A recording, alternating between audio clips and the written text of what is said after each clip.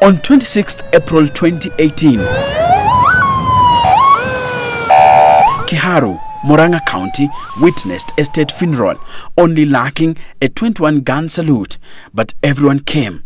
President Uhuru Kenyatta, Deputy President William Ruto, former Prime Minister Raila Odinga, foreign envoys, religious leaders, and the villagers too. They all attended the funeral of Kenneth Stanley Njindo Matiba. The following day, the body of Kenneth Matiba was cremated at the Lang'ata Cemetery. But the dignified send-off was a clear recognition of the political weight of Matiba, a man many acknowledged as phenomenal. After Jaramogi, I would say of the others who have run for the office of the president, Kenneth Matiba was the best president that we never had.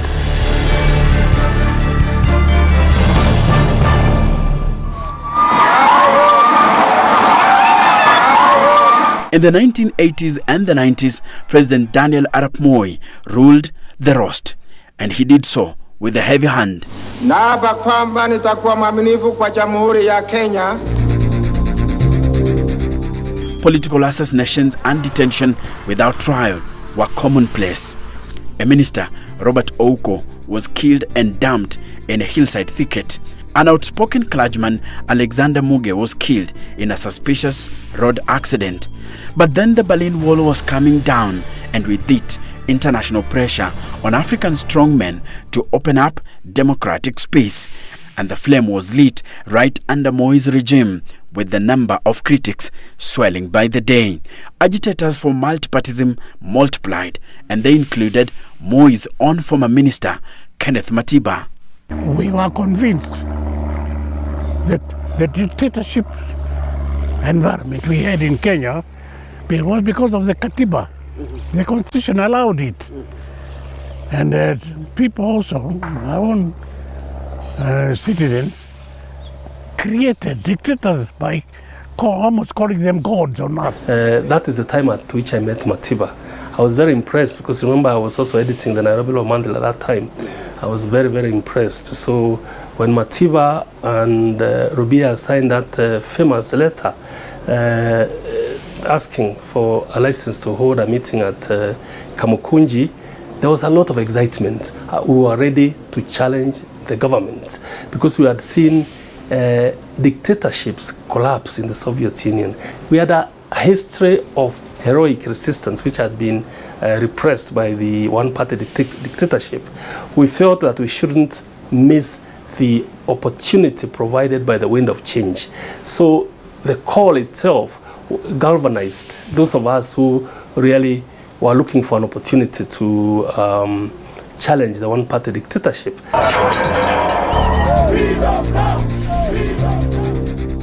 The movement took shape through street protests and unlicensed gatherings which attracted many followers.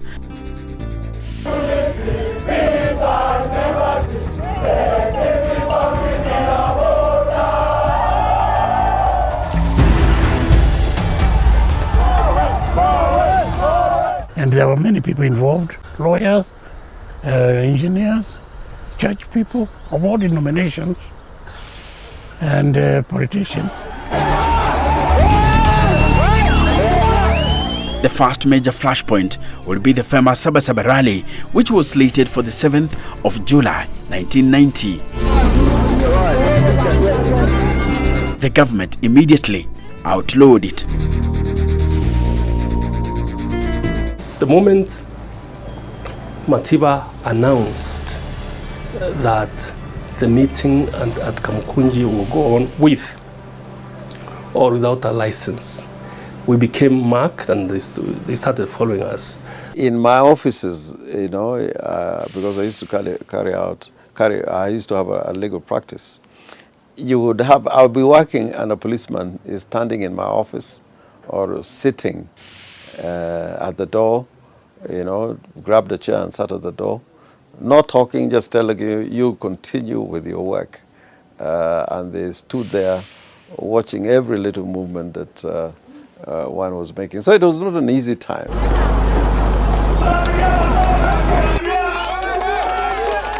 Then the crackdown began. On July 4th, 1990, Matiba and Rubia among others, were arrested. I was arrested on the 4th, I think the same day that Matiba was arrested. I had gone to State House Primary School to pick my children, and I noticed the cars that were following. There was, standard 1, I think, and 2. And I remember me telling them I jotted down the number plates of the cars that was following me. And I was living in Gomo Estate. I told them that mark those cars, because, and if we don't get home, whoever it is, just give them the details of the car, because I was sure I was going to be arrested.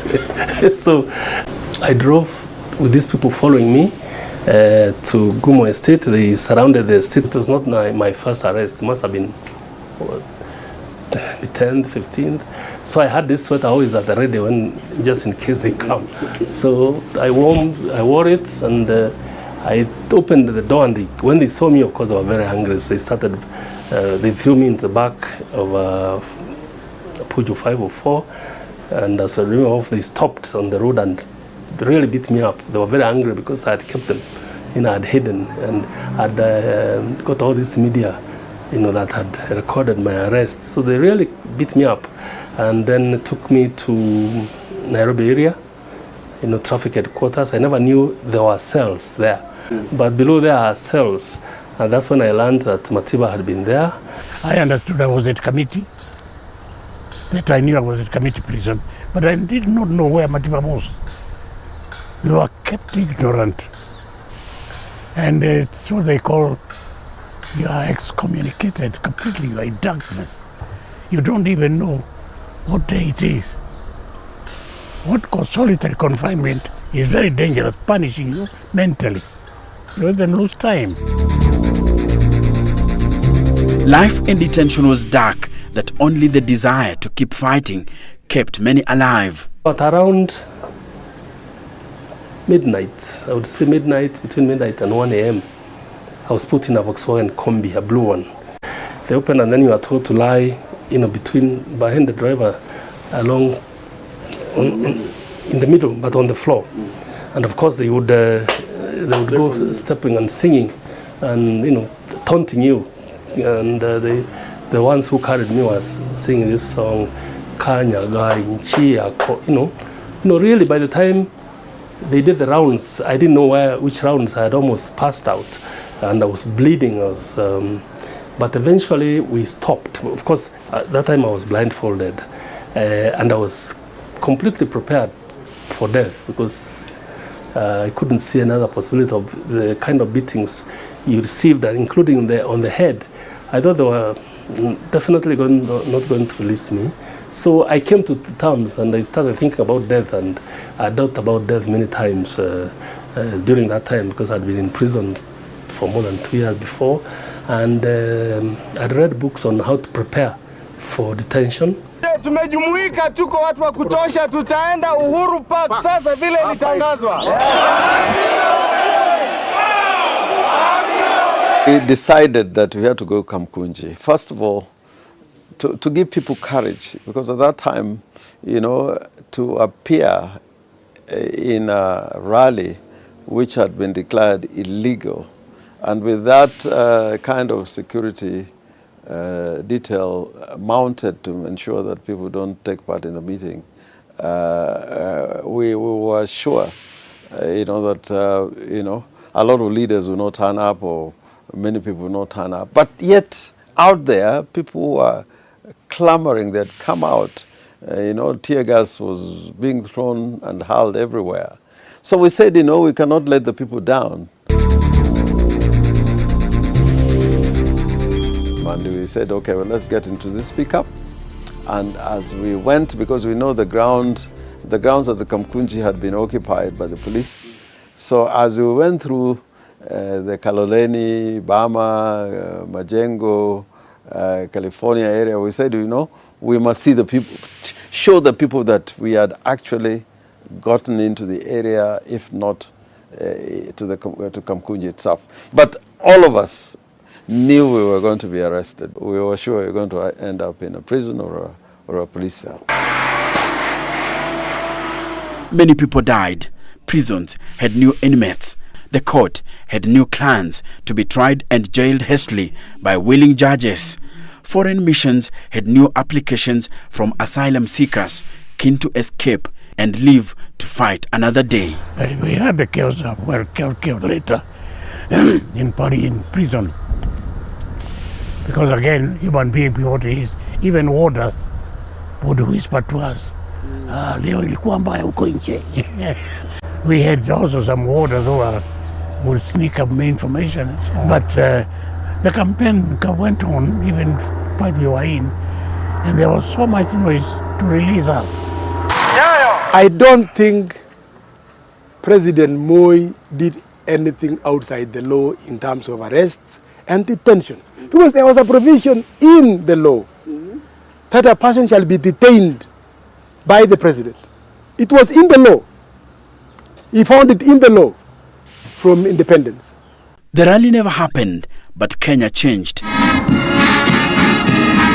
Sabasaba came to be the symbol of defiance against the KANU regime, and that triggered the multi-party debate.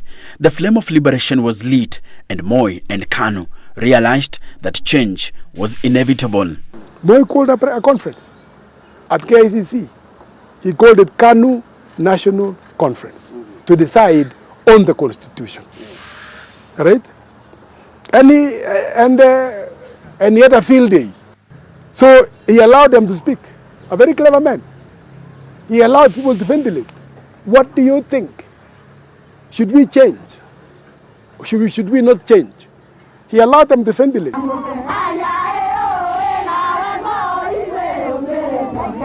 So he listened to everybody. He now said, I have heard you. I now also want to make my own statement.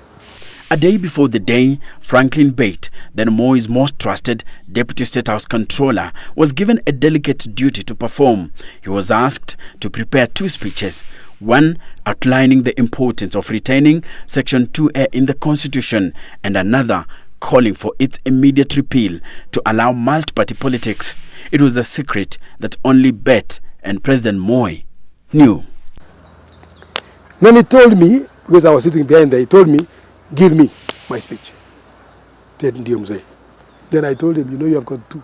Said, the one which he's saying, we repeal 2A. He read his speech, the first pages. When he now reached that one, he now said, mimi, yale ambao ninayaona mbele, ni kali kuliko tunayoona hapa. So lazima tujiokoe kwa yale ambayo yanatukuchia. Lazima tujiweke kwa njia ambayo haitadhuru watoto wetu na haitaharibu uhusiano wetu na marafiki zetu za ulimwengu. The first real opposition party, Forum for Restoration of Democracy FORD, was riding high on the wave of change. Then President Moi's once trusted friends started to desert him. They went one by one, but it was the resignation of then Health Cabinet Minister Mwai Kibaki that shocked many.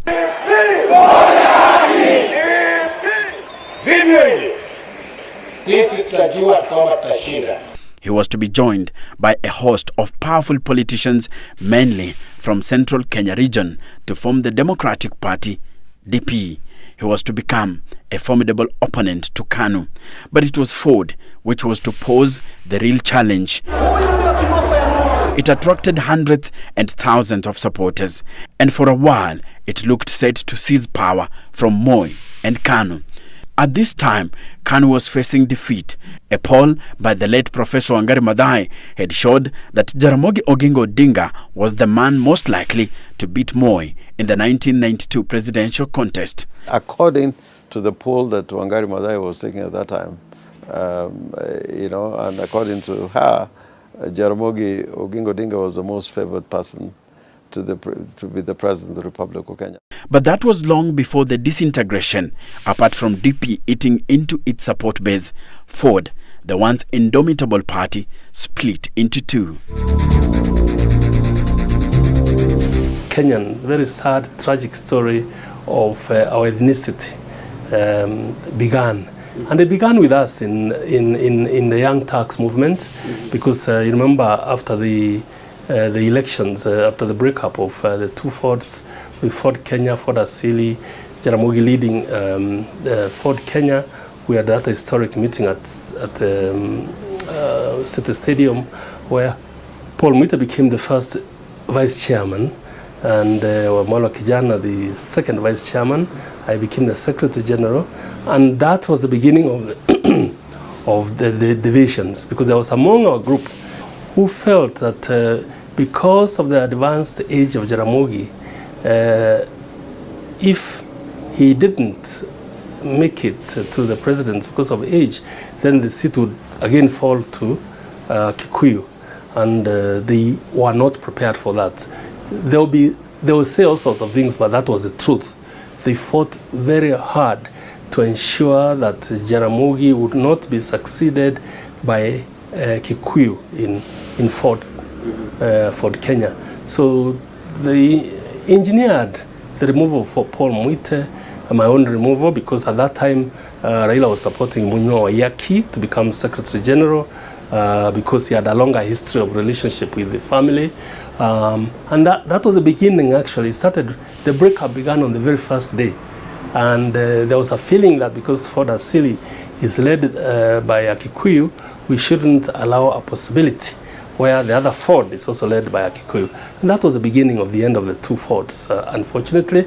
And Moi saw it. Moi saw it, and he exploited it to the maximum. Kenneth Matiba is out in London for some medical treatment. And he's coming back.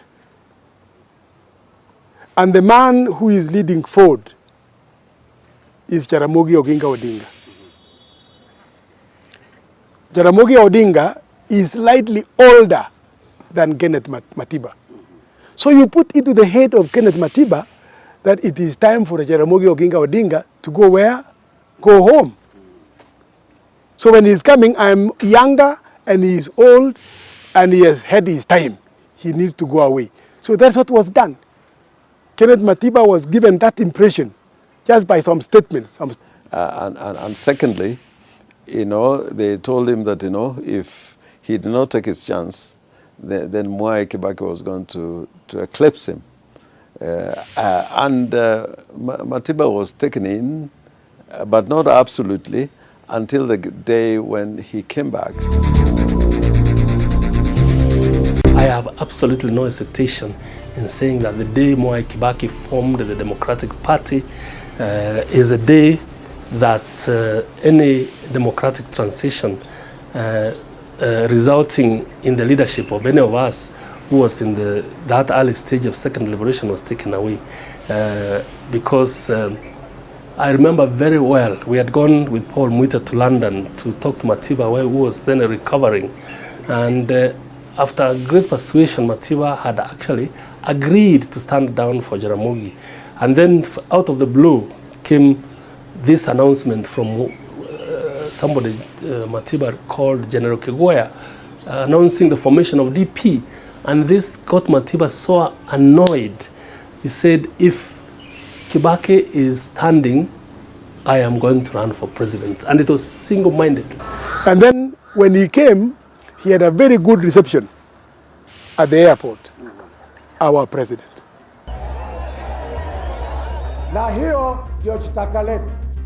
The first thing he did when he now landed in Ford was a big quarrel with Jaramogi Odinga. And that was the end of Ford. Because it was entered into him that you are also able to be the president. It was done deliberately by some people away, Ford. So he got into it. He got into the trap. And that trap caused a split in Ford. Then you ended up having Ford Kenya, and then you now ended up having Ford Asili. Now Ford Kenya says, we are the first one, so we are the ones who are known in Kenya. So they call themselves Ford Kenya. Matiba said, I'm Asili. I think he was financing Ford all the time from the beginning. So he said, Mimi ni Asili. So he said, Ford Asili. Not long from there, then we got Ford people. Na asanti And so Moi won the 1992 elections against a divided opposition. We were never able to reach the threshold. The only one who was getting the threshold was Kanu. Although it was a very low, it was a dismal threshold. But there he was. There was no law that was denying a person of that threshold at that time, unlike now. So even Jaramogi Oginga Odinga and Kenneth Njindo Matiba died not having fulfilled their presidential ambitions. If there were no divisions, what would have happened? No, I think if there were no divisions, I think we would have had Jaramogi as president, and we would have had Masindo Muliro as deputy or vice president. And I think in that government, Matiba would have played a very crucial role, and a role which would have ended up, with an amendment of the Constitution, with an enhancement of that position that, absent his health problems, he would have, between him and Muliro, risen to power or share power after Jaramogi Oginga Odinga presidency. Then Jaramogi would have been the president of Kenya, my own view.